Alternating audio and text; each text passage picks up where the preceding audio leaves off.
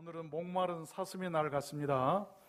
처음에도 예배 전에도 목마른 사슴, 성가대도 목마른 사슴. 우리 옆 사람과 인사해 볼까요? 한 주간 평안하셨습니까? 사랑합니다.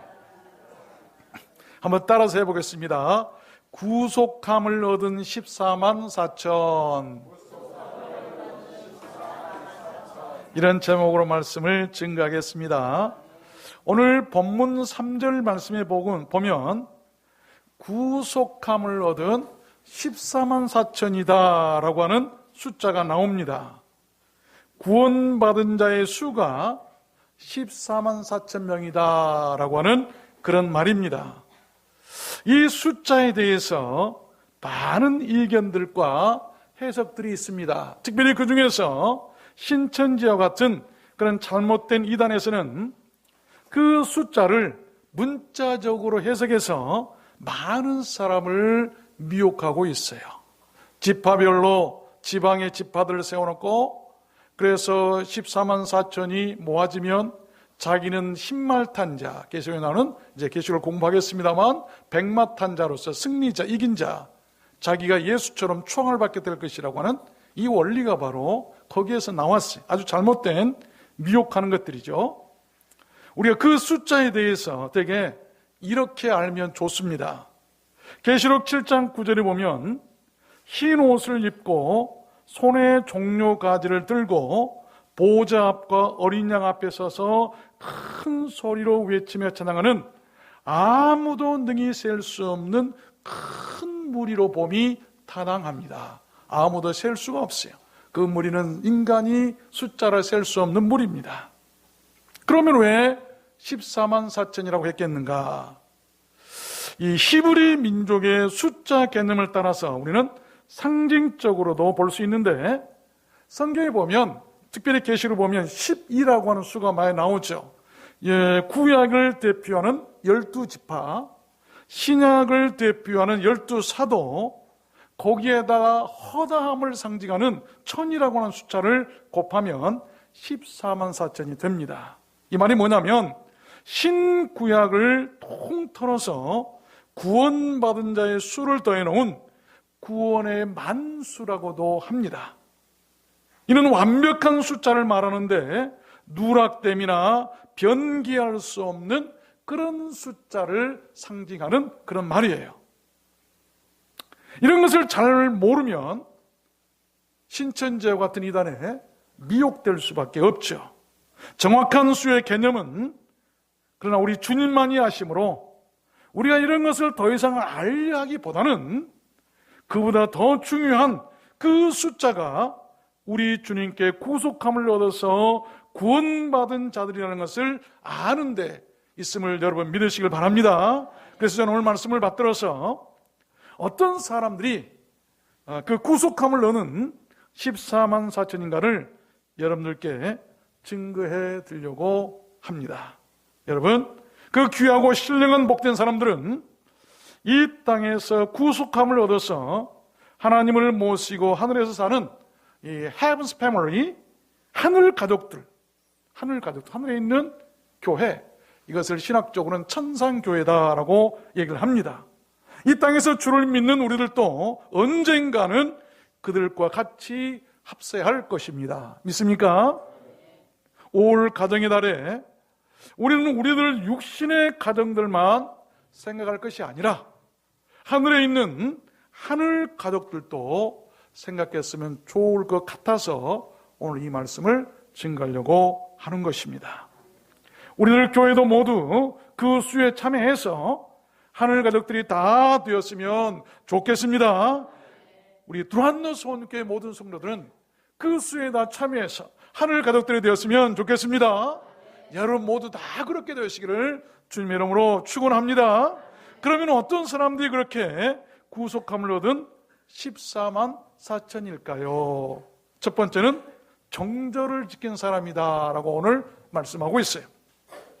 4절 말씀해 보면 이 사람들은 14만 4천이죠. 셀 수 없는, 아무도 능히 셀 수 없는 큰 무리들, 하나님을 찬송하고 있는 하늘나라 그 천상교회의 그 사람들은 어떤 사람들인 거 했더니 여자로 더불어 더럽히지 아니하고 정절이 있는 자라. 이 땅에 있는 동안 여자로 더불어 더럽히지 않고 정절을 지킨 자다라고 말씀하고 있어요. 여기에 등장하는 여자는 사악한 여자의 원형으로 알려진 이세벨이나 또한 음료로 지칭된 바벨론을 이르는 말이죠. 그리고 그들과 더럽히지 아니했다라고 할 때 더럽히지 아니하고 라고 한 이 말은 원뜻에 보면 그들과 타협하지 아니하고 라고 한 말이에요. 그들과 타협하지 아니했다. 그러므로 여자로 더불어 더럽히지 아니하고 정죄를 느낀 사람이라고 하는 것은, 그래서 구속함을 얻은 14만 4천이라고 하는 것은 그렇게 이방신이나 우상을 섬기지 않고 가룟 유다처럼 믿음과 신앙이 변절되지 않고 끝까지 정죄를 느낀 사람이라는 것을 여러분 믿으시기를 바랍니다. 영적이에요. 영적 간음을 얘기하고 있죠. 전에도 한번 말씀드렸습니다만 학교 다닐 때 총신대 가보면 이 전에 노인 한 분 교수로 계신 분이 계셨어요. 그분은 학생들과 이렇게 강의를 하시기 전에 먼저 꼭 기도를 하십니다. 기도하실 때마다 강의하실 때마다 그가 했던 기도 내용이 있었어요. 하나님, 나의 간음을 용서해 주십시오. 학생들은 의아해했어요. 알고 보니 그분이 일제강점기 때 신사참배를 했던 분이에요. 목사님이셨는데, 그래서 신사참배하고 우상 섬긴 것을 그는 행음이다, 간음이다 이렇게 생각하고 항상 회개했던 것을, 여러분, 학생 여러분은 절대 그러지 말라고 하는 경각심을 주기 위해서 그렇게 기도하신 분도 계셨습니다. 계시록 2장 말씀에 보면 두아디라 교회 얘기가 나오죠. 그러나 네게 책망할 일이 있노라. 자칭 선지자라 하는 이 여자 이세벨을 네가 용납함이니 그가 내 종들을 가르쳐 꿰어 행음하게 하고 우상의 제물을 먹게 하는도다. 책망을 했는데 거기 보면 자칭 선지자라고 하는 이세벨이라고 하는 그런 이 여자가 나와요. 그것을 용납했다. 그가 뭘 했냐면 하나님의 종들을, 그리스도의 종들을 가르쳐서 성경을 가르치는데 잘못 이단을 가르쳐서 꿰어서 행음하게 하고 우상의 제물을 먹게 했다. 이세벨이 누군고 하면 이스라엘 와합 왕의 왕비. 그래서 이사야 한 사람만 남길 거 다 죽였다고 할 정도로 하나님의 선지자들 죽였던 악랄한 그런 사람이었어요. 자칭 선지자다. 자기가 자칭 선지자라고 하는 이단들이나 적그리스도들이죠. 그래서 뭐 신천지, 뭐 누구 교주라든지 이런 사람들은 자기가 자칭 선지자라고 그래요. 자기가 백말탄자, 예수라고 그러는 예수. 이긴 자, 승리한 자라고 얘기하고 있어요. 전부 다 여러분 여자들이죠. 행음하게 하는 여자들이죠. 영적인. 계시록 17장에도 보니까 내가 보니 여자가 또 나옵니다. 붉은 빛 짐승을 탔는데 그 짐승의 몸에 참남한 이름들이 가득하고 7 머리와 10 뿔이 있으며 그 여자는 자줏빛과 붉은 빛 옷을 입고 금과 보석과 진주로 꾸미고 손에 금잔을 가졌는데 가증한 물건과 그의 음행에 더러운 것들로 가득하더라. 그 이마에 이름이 기록되었으니 비밀이라 큰 바벨론이라 땅의 음녀들과 가증한 것들의 어미라 하였더라. 큰 바벨론, 가증한 것들의 어미다. 그런데 그 모습을 보니까 자줏빛 붉은 옷을 입었다. 피에 취해 있어요. 그리고 금잔을 가지고 금과 보석과 진주로 꾸미고 있는데 이단들이 얼마나 돈들이 많은지 몰라요. 어마어마한 돈들을 통해서 물량 공세를 하고 그렇게 해서 사치하고 있는 것들을 보고 있죠. 여러분, 이단들의 특징이죠. 이상하게도요, 말씀대로 살고 진리 가운데 의롭게 살려고 한 교회들은 핍박 가운데 있고 힘들고 어려워요. 그런데 이단들은 어떻게 그리 화려하고 금잔을 마시는 것처럼 돈들이 많은지 모르겠어요. 저는 의아했지만 성경 말씀을 보니까 아니에요. 성경 말씀이 진리예요. 하나님께서는 그들에게 돈으로서 뭘 하도록 했는데 거기에 미혹되지 말도록 하나님께서 주신 경각심이 아닌가. 돈을 앞세워서 하는 이단들이죠. 계시록 17장에도 보면 내가 본 바 여자는 땅의 임금들을 다스리는 큰 성이라더라. 여자가 또 나오는데 땅의 임금들을 다스리는 큰 성이라더라. 여기에서 바벨론을 얘기하는데 이 켈빈 선생께서는 장로계 장시자시죠. 이 큰 성을 미안합니다. 바티칸 시티라고 얘기를 하고 있어요. 교황청이라고 얘기를 하고도 있고, 그래서 그들이 적그리스도고 그들이 마지막에 바벨론처럼 큰 음녀의 역할을 감당하면서 온 세상 임금들을 다 다스리고 통치하게 될 것이다라고 예언했던 말씀도 있습니다. 계시록 18장 2절을 보니까 무너졌도다 큰 성 바벨론이요 귀신의 저소와 각종 더러운 영이 모이는 곳과 각종 더럽고 가증한 새에 모이는 것이 되었도다. 큰 성 바벨론이 나오는데 더러운 영들이 모이는 곳, 더럽고 가증한 새에 모이는 것이 되었다. 새는 귀신들을 얘기하고 있잖아요. 예수님께서 그렇게 말씀하셨죠. 새들이 와서 다 먹이를 주워 먹었다. 시편 73편에도 보면 음녀같이 주를 떠난 자를 주께서 다 멸하셨나이다. 주를 떠난 자를 음녀다라고 시편 기자는 말씀하고 있습니다. 그렇습니다. 신앙은 타협의 대상이 될 수가 없습니다. 진리도 믿음도 마찬가지죠. 어떻게 빛과 어둠이 하나가 될 수 있고 낮과 밤이 하나가 될 수 있고 어떻게 진리와 비진리가 하나 될 수가 있고 어떻게 그렇듯 신앙이 타협의 대상이 될 수가 있겠습니까? 그러므로 WCC나 에큐메니컬 운동 같은 그런 것들은 결코 용납될 수 없는 비성경적인 것들이고 하나님의 말씀에 철저히 위배되는 그럴듯한 가증한 영적 멸망의 행위들이 아닐 수가 없는 것입니다. 이사야 57장 13절에도 보니까 네가 부르짖을 때에 네가 모은 우상으로 너를 구원하게 해보라. 그것은 다 바람에 떠나가겠고 기운에 불려갈 것이로되 나를 의리하는 자는 땅을 차지하겠고 나의 거룩한 산을 기업으로 얻으리라.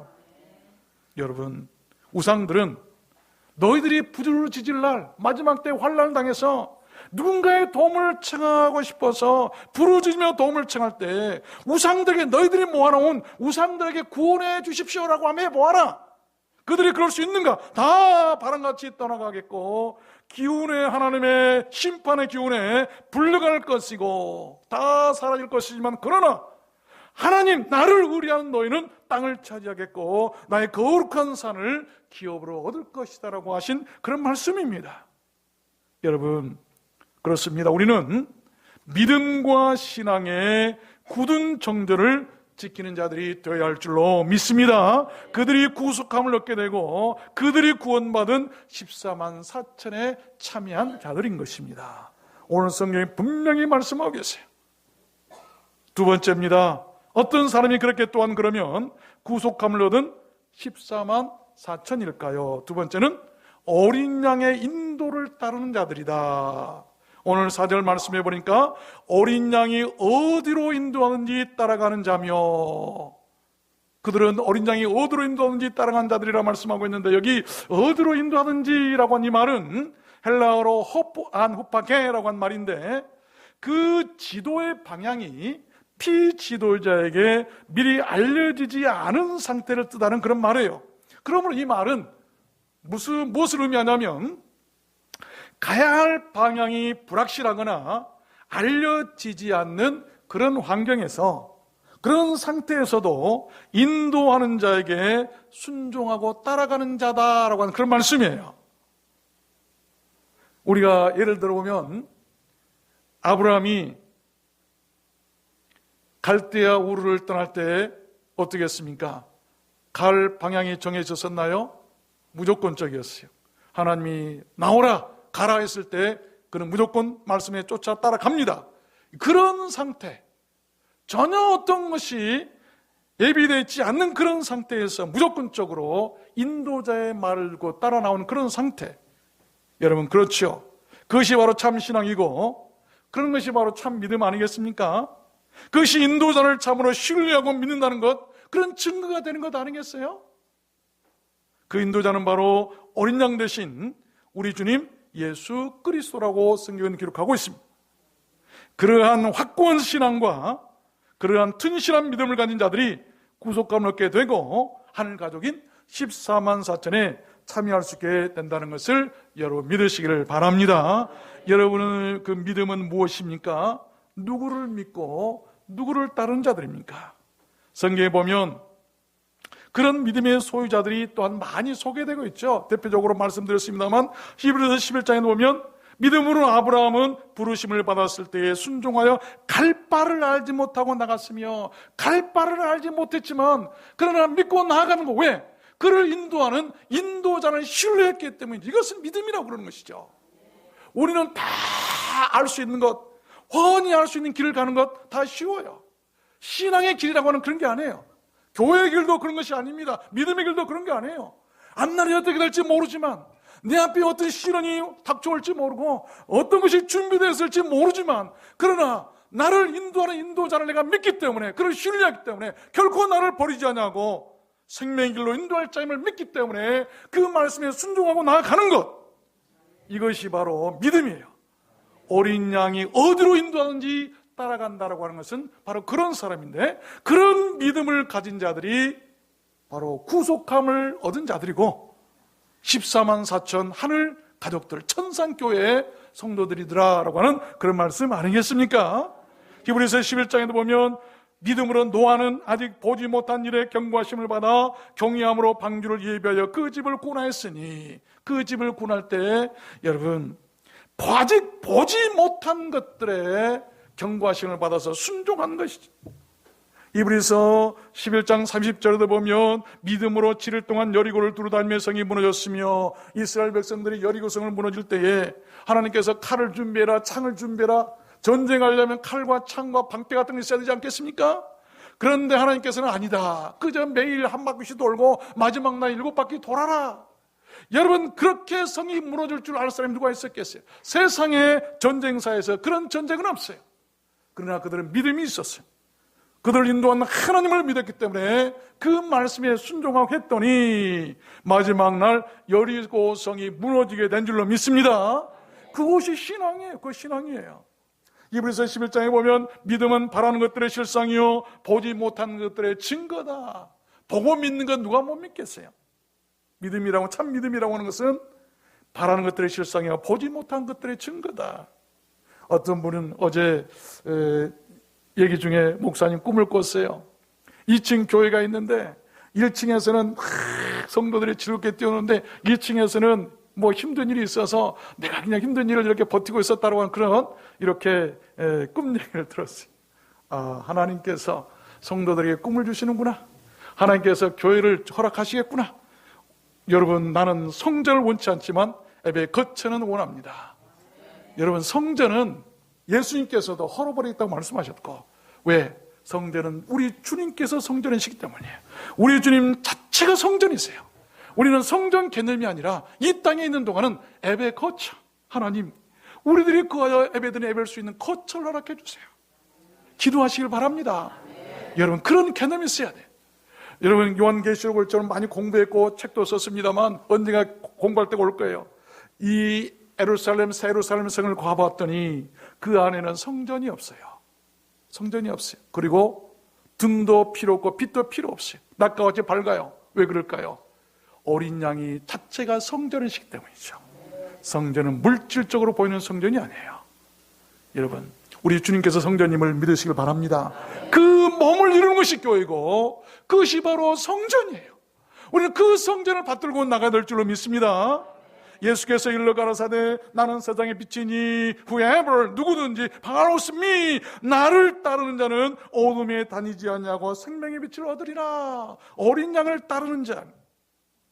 고린도전서 10장에도 보니까 다 같은 신령한 음료를 마셨으니 이는 저희를 따르는 신령한 반석으로부터 마셨음에 곧 반석, 그 반석은 곧 그리스도시라. 그리스도를 따르는 자는 신령한 음료를 마신다. 생명수를 마시겠다고 하는 말씀이에요. 여러분, 어린 양의 인도하심을 따르는 자들이 되시길 바랍니다. 마귀를 따르는 자들은 마귀 굴로 가게 될 것입니다. 귀신을 따르는 자들은 귀신의 초소에 거하게 될 것입니다. 멸망으로 인도하는 자를 따르면 멸망으로 빠지게 될 줄로 압니다. 오직 어린 양을 따르는 자, 그가 어디로 인도하는지 그를 믿고 따르는 자들만이 그의 구속함을 얻을 수 있고 천국 가족이 되는 14만 4천에 참여하게 된다고 하는 그런 말씀이죠. 우리 두란노 손교회 모든 가족들은 모두 다 그랬으면 좋겠습니다. 세 번째입니다. 어떤 사람이 그렇게 구속함을 얻은 14만 4천일까요? 세 번째는 하나님과 어린 양에게 속한 자들이다. 오늘 4절 말씀에 보면 사람 가운데서 구속을 받아 처음 열매로 하나님과 어린 양에게 속한 자며, 하나님과 어린 양에게 속한 자며, 여기 속한다라고 한 말은 서로 적절한 관계가 유지된다고 한 말이에요. 무리 속에 한 일원으로서 들어가 있다는 말입니다. 멤버십을 얘기하죠. 서로가 소유나 소속 관계에 있음을 말하고 서로 마땅하거나 서로 어울릴 때 쓰는 말이에요. 어울리게 있는 것이죠. 마땅하게 유지되고 있는 것이죠. 지배나 영향을 받을 때 쓰는 말이기도 하고 서로 친밀하거나 동반 관계에 있을 때 쓰는 말이기도 하죠. 하나님과 어린 양에 대한 멤버십, 그것이 교회예요. 나는 하나님과 어린 양에 속해 있다. 여러분, 그렇습니다. 구속함을 얻은 14만 4천이란 그렇게 많은 사람들 가운데서 구속함을 받아서 하나님과 어린 양 예수 그리스도에게 속한 자임을 여러분 꼭 믿으시길 바랍니다. 여러분의 소속은 어디십니까? 우리의 인생들은 그 소속이 분명해야 돼요. 여러분의 소중한 영혼과 장래와 미래와 가정과 내세는 어디에 또는 누구에게 속해 있습니까? 여러분의 소속을 분명히 하십시오. 여러분 영원한 장래와 미래가 달려있기 때문입니다. 출애굽기 9장 말씀해 보니까 여호와가 이스라엘의 생축과 애굽의 생축을 구별하리니 이스라엘 자손에 속한 것은 하나도 죽지 아니하리라 하셨다 하라. 구분할 때가 있어요. 하나님께 속한 자는요, 짐승 한 마리도 멸하지 않으시겠다고 말씀하고 계시죠. 왜? 하나님께 속해 있기 때문에. 그러므로 내 가정도 하나님께 속해 있고 내 재산이나 내 물질이나 내 자녀도 모두 다 하나님께 속해 있다고 여러분 고백하십시오. 그리고 그것을 인정하십시오. 그래야 하나님께서 하나도 죽지 않고 보호해 주겠다고 하는 그런 말씀. 민수기 16장에 보면 땅이 그 입을 열어 그들과 그 가족과 고라에게 속한 모든 사람과 그 물건을 삼켰다고 하는 말씀이 나오죠. 잘못된 고라와 같은 사람에게 속해 있는 사람은 땅이 입을 벌려서 지진이 나서 다 삼켜버렸다고 하는, 누구에게 속해 있는가 중요해. 여러분, 우리가 좀 여유가 있어서 통장에다 은행에다 돈을 맡겨야 된다고 생각해 봅시다. 어디에다 여러분 맡기시겠습니까? 불안하고 잘못되고 믿을 수 없는 곳에 돈을 맡길 사람이 있을까요? 안전하고 튼튼한 그런 은행을 찾아서 돈을 맡기려고 할 것입니다. 마찬가지예요. 우리의 영혼이나 우리의 인생을 누구한테 맡길 것인가? 믿을 만한 곳에 맡겨야 돼요. 불안한 곳에 맡기지 마십시오. 완전하고 안전하고 분명한 곳에 맡기십시오. 그곳이 바로 어딘가 했더니 하나님과 어린 양이에요. 그에게 속한 자들이 14만 4천이더라 라고 하는 그런 말씀 아니겠습니까? 여러분, 시편 20편에 보면 다윗이 이런 고백을 합니다. 여호와께서 자기에게 속한 자를 구원하시는 줄을 이제 내가 아노니.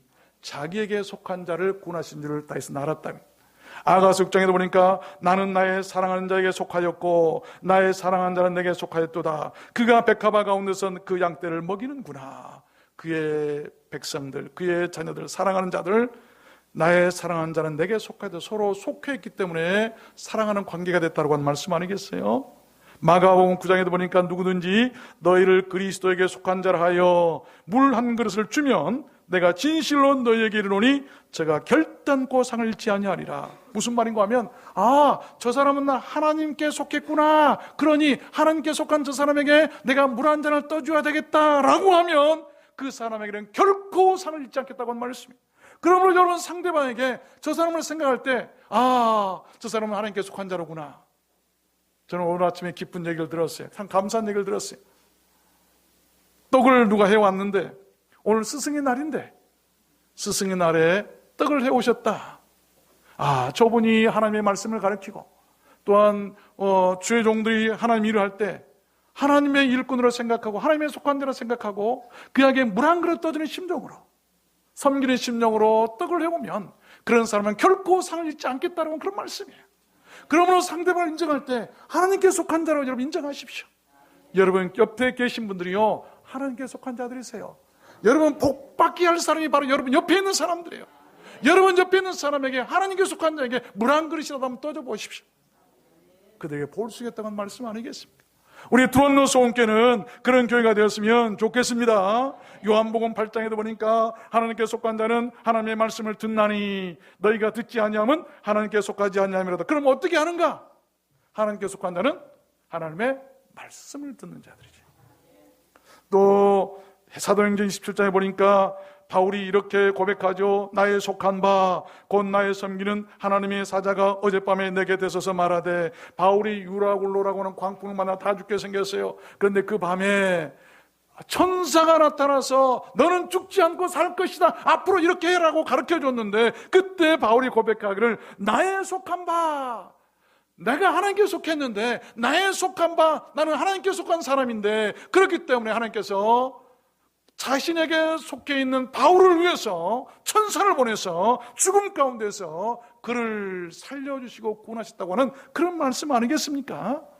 요한복음 6장에도 보니까 아버지께서 내게 주신 자는 다 내게로 올 것이요 내게 오는 자는 내가 결코 내어 쫓지 아니하리라. 하나님께 속한 자들은요 결코 내어 쫓지 않고 다 영접해 주실 줄로 믿습니다. 마지막 네 번째입니다. 어떤 사람이 그렇게 구속함을 얻은 14만 4천일까요? 거짓말과 흠이 없는 자들이라고 오늘 5절 본문 말씀에 얘기합니다. 그 입에 건져한 말이 없고 흠이 없는 자들이더라. 아멘. 여기 거짓말이란 말은 고의적으로 속이는 말을 하거나 허망한 말로 하는 것. 우리가 그런 얘기 많이 하죠. 나중에 밥 한번 먹자. 나중에 밥 먹자는 사람은 한 번도 밥 먹은 적이 없어요. 그날 딱 약속 잡아가지고, 어제도 어떤 장로님께 전화가 왔어요. 목사님, 내일 시간 잡으십시오. 식사 한번 하겠습니다. 그것은 허언이 아니에요. 그렇죠? 나중에만 하지 말고 분명히 합시다. 허언이 거짓말. 또 강한 비난이나 경멸을 나타내는 말이기도 하고, 모조품이나 겉만 꾸며서 남을 속이고 이득을 취하거나 남에게 큰 피해를 입힐 때 사용하는 말이 이 거짓말이라고 한 말이에요. 또 흠이 없다고 한 말은 비난할 여지가 없거나 나무랄 데가 없는 청렴결백한 것을 이르는 그런 말입니다. 그러므로 거짓말은 타인에게 대해서 지켜야 할 윤리이고, 흠이라고 하는 것은 자기 자신에 대해서 지켜야 할 윤리라고 합니다. 그래서 남에 대해서는 거짓말하지 말고 자기 자신에 대해서는 흠이 없도록 살아라. 이런 사람들이 14만 4천이더라라고 하는 그런 말씀이에요. 그렇습니다. 구속함을 얻어서 14만 4천의 수에 참여하고 하늘 가족이 될 사람은 그렇게 타인에 대해서나 자기 자신에 대해서 청결해야 될 줄로 믿습니다. 열왕기상 22장에 보니까요, 한 영이 나와서 여호와 앞에 서서 말하되 내가 저를 꾀겠나이다. 내가 나가서 거짓말하는 영이 되어 그 모든 선지자 입에 있겠나이다. 이 거짓말하는 선지자들이 있으니까 그들에게 어떻게 할까 하려고 할 때 한 영이 나왔다. 그래서 내가 거짓말하는 영이 되어서 선지자들 입에 들어가겠다. 그러므로 이 거짓말은 영적이에요. 그래서 거짓말한 자들은 성 밖에 있을 것이다. 천국에도 못 들어간다고 분명히 말씀하고 있어요. 그래서 영적인 거짓말에서 안 되는 거예요. 시편 5편에도 보면 거짓말하는 자는 다 멸하시리다. 또 시편 101편에도 보면 거짓말하는 자가 내 목전에 서지 못하리라 분명히 말씀하세요. 잠언 19장에도 보니까 거짓말을 내는 자는 망할 것이니라. 잠언 19장에도 보면 가난한 자는 거짓말하는 자보다 나으니라. 차라리 가난하게 살지언정, 차라리 배고파 굶을지언정 거짓말하지 말라 이 말입니다. 요한복음 8장에도 보니까 너희는 너희 아비 마귀에게서 났으니 너희 아비의 욕심을 너희도 행하고자 하느니라. 저는 처음부터 살인한 자요 진리가 그 속에 없으므로 진리에 서지 못하고 거짓말을 말할 때마다 제 것으로 말하나니 이는 저가 거짓말장이요 거짓의 아비가 되었음이니라. 거짓말은 마귀의 마귀. 거짓말한 사람은 마귀의 자녀들이에요. 왜? 마귀가 거짓말장이기 때문이라고 말씀 아니겠어요? 요한일서 2장에도 보니까 저를 안으로 하고 그의 계명을 지키지 아니한 자가 거짓말하는 자요 진리가 그 속에 있지 아니하되, 하나님을 안다 하면서 그 계명을 지키지 않은 것 거짓말쟁이요. 여러분, 요한일서 2장에도 보니까 거짓말하는 자가 누구냐? 그리 예수께서 그리스도의 힘을 부인하는 자가 아니뇨? 아버지와 아들을 부인하는 자가 엔티크라이스트, 적그리스도다라고 말씀. 계시록 3장에도 보니까 보라, 사단의 회 곧 자칭 유대인이라 하나 그렇지 않고 거짓말하는 자 중이라고 말이 나오는데, 사단의 회, 유대인들이 다 거짓말쟁이였다라고 예수님께서 말씀하시죠. 보니까 모든 거짓말하는 자들은 불과 유황으로 타는 못에 참여할 것이다. 무서운 말씀이죠. 거짓말이 얼마나 무서운가요? 거짓말하는 자는 결코 그리로 들어오지 못할 것이라고 말씀하셨고, 거짓말을 좋아하며 지어내는 자마다 성 밖에 있을 것이다 라고 말씀하셨어요. 아가서 4장에 보니까 나의 사랑 너는 순전히 옆에서 아무 의미 없구나. 여러분, 우리가 흠이 없으려면 우리 인간의 노력으로 안 됩니다. 목욕을 아무리 하루에도 10번 20번 해도 흠이 지워지는 건 아니에요.